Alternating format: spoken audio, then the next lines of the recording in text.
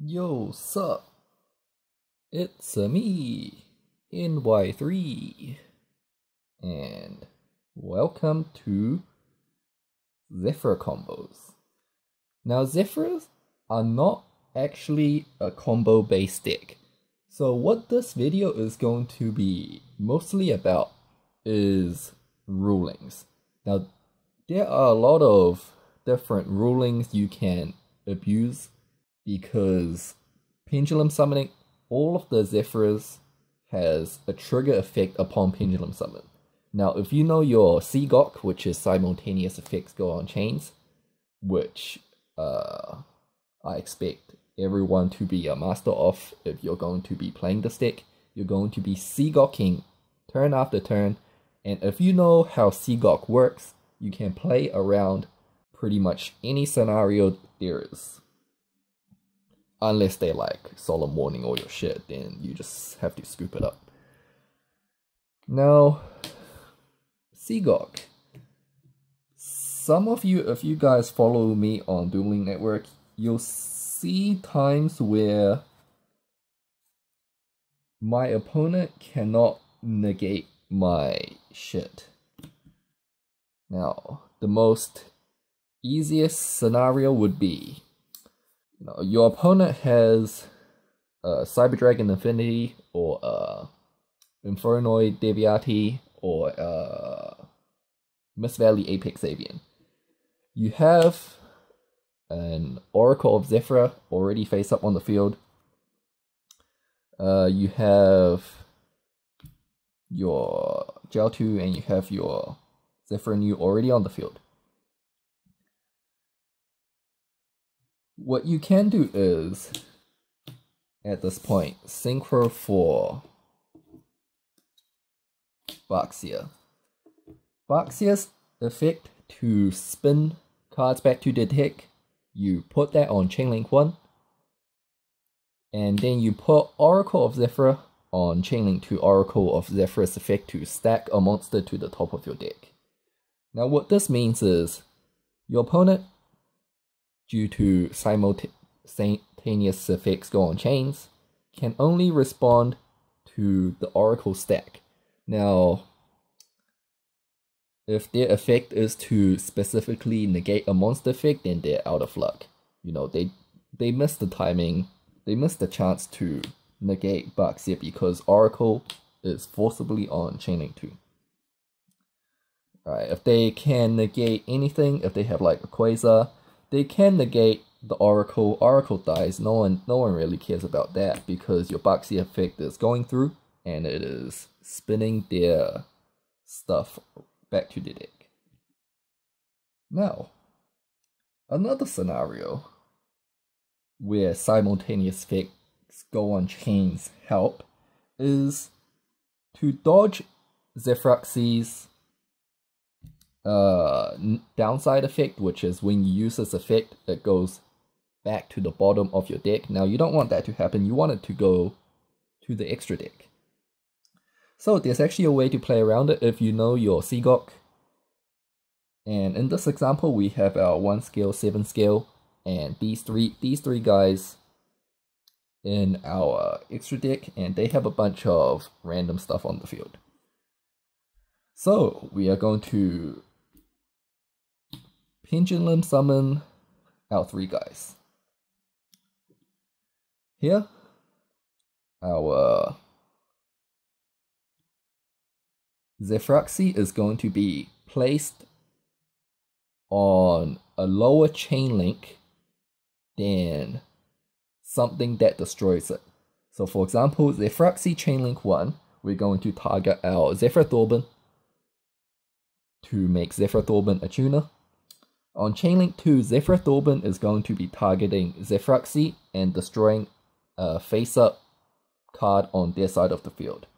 And then we have Chainlink 3, Zefraxiton is going to also target Zefraxi to destroy a face-down card on your opponent's side of the field. Now, since both Zephyr Thorben and Zefraxiton are targeting the same Zephyr on our side, you get two effects for the cost of one pretty much. because these guys do not say destroy both, they say destroy them. So it doesn't matter if this is there or not, they're going to resolve as long as they're activated. And since Zefraxi is being destroyed on a higher chain link than its own effect, it is forced to resolve as much as possible. So it is going to still be able to make Zephyr Thorben into a tuner. However, Zefraxi itself is not on the field to be put to the bottom of the deck, and you get to keep it in your extra deck. And let's just play out the scenario. We have our level 4 tuner and our level 4 pendulum non-tuner, and we can go ahead and synchro into an Ignister or something, pop spin, good stuff. Alright, so just to elaborate on Seagok even more, because it is honestly the most important ruling you'll ever learn for this archetype pretty much. So in this scenario, we're gonna have our established pendulum scales. They got some annoying cards on the field that directly negates things like Apex Avian or something like that. And we have these 4 in our extra deck that we can pendulum summon. So we're gonna go ahead and do it. Again, hoping that the summon doesn't get negated. So we can use our fun tricks. Sometimes you have to sacrifice the Zefraxi. It has to go back to the bottom of the deck because we want to synchro for a 7, for example. So we can't actually pop it because it's level 3 is actually pretty useful. But yeah, we're gonna pendulum summon these, and then we're going to hide our 3 most important effects behind the effect that we don't care about. So we're going to, in this case, make Zephyr New Chainlink 1 to search because searching is cool. We're gonna make our Zefraxi Chainlink 2 targeting Zefraxiton because we want a level 4 tuner to further our plays. We're gonna make Zefraxiton Chainlink 3 targeting Zephyr Naga and some random Zephyr Naga on Chainlink 4 targeting Zephyr Thorben to return it back to the hand. Guaranteed to go through. Unless they have something such as Breakthrough Skill or Phoenix Chain that doesn't respond to something, it doesn't negate like the activation of anything, it just negates a face-up card. They can still do something, but stuff like Apex Avian or Cyber Dragon Infinity are just not going to, they're just not going to matter. So whether they negate the Zephyr Naga or not does not really matter. If they don't negate it, it's alright. You get a Zephyr Thorben back, pop, which is pretty useful. And you can make your Ignister as well with your level 4 tuner if you get the Zephyr Thorben back. But let's just say they negated the Zephyr Naga as unless it's Deviati or something that's gonna negate and banish it, it's just gonna go back to your extra deck so you can do it again next turn. Yeah. And because Zephyr Naga gets destroyed now, this is a good piece of synergy. The Tellarknights destroying stuff in your monster zone can trigger Yangzing Creation. So if you have the Yangzing Creation, you know, you can further your combo even more. Summon some free Jiaotus from your deck, or tuners, non-tuners, whatever you want from your deck. It's worth noting that Creation does have the synergy with the deck in that you can only special summon from your extra deck by synchro summoning, so you can't exceed while this is up, and you can't pendulum summon from your extra deck while this is up, although you can Pendulum Summon from your hand while it is up. So that's just something to note. But say if we didn't have the creation, you pop the back row. This guy is now a tuner. This guy is going to search a spell trap. So maybe if they,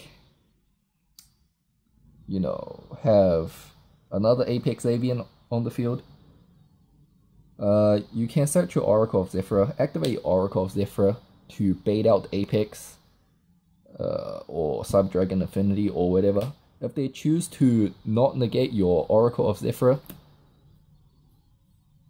then you can just go ahead and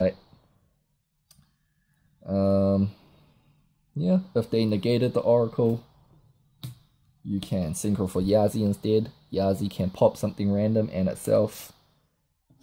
Yazi will trigger in the graveyard, summoning a Jiaotu from our deck. And then we have 8, so we can Synchro Summon for... No, oh, they got 2 Apex Avians, I better just scoop it up, I can't play through that. Whereas if you knew your Seagok and correctly apply it, like double Apex just doesn't mean anything. And that is why I think hard negations are not that good compared to chainable things. But that's a different topic for a different video, and I hope you enjoyed Zephyr combos. And next episode